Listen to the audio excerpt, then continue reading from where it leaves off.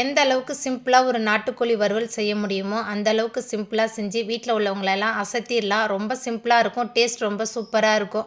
அடுப்பில் கடாய் வச்சு 4 table spoon எண்ணெய் சேர்த்து எண்ணெய் சூடான பிறகு 1 டேபிள் ஸ்பூன் சோம்பு, பொடியாக நறுக்கின 4 பெரிய வெங்காயம், கொஞ்சமாக கருவேப்பிலை, பொடியாக நறுக்கின 2 தக்காளி சேர்த்துட்டு நல்லா வதக்கிடலாம்.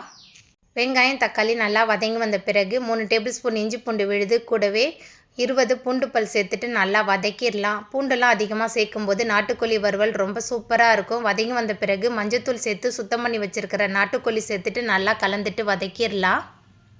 நாட்டுக்கோழி நல்லா வதங்கி வந்த பிறகு இதில் 10 டேபிள் ஸ்பூன் குழம்பு மிளகாய்த்தூள், கூடவே தேவையான அளவுக்கு கல்லுப்பு சேர்த்துட்டு மறுபடியும் நல்லா கலந்துட்டு வதக்கிடலாம். நம்ம சேர்த்த மசாலா நாட்டுக்கோழி ரெண்டுமே நல்லா கலந்து வதங்கின பிறகு அரிசி கழுவின தண்ணி சேர்த்துட்டு நல்லா கலந்துட்டு வேக விடலாம்.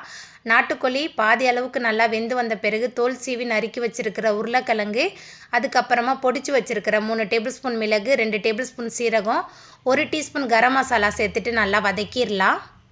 எல்லாமே சேர்ந்து நல்லா கொதித்து எண்ணெய் பிரிஞ்சு வந்ததுக்கப்புறமா அரைச்சி வச்சுருந்த தேங்காய், சோம்பு விழுது, கொஞ்சமாக கருவேப்பிலை, மல்லித்தலை சேர்த்துட்டு நல்லா கலந்துட்டு சூடாக பரிமாறி பாருங்கள். இந்த நாட்டுக்கோழி வறுவல் ரொம்பவே சூப்பராக இருக்கும்.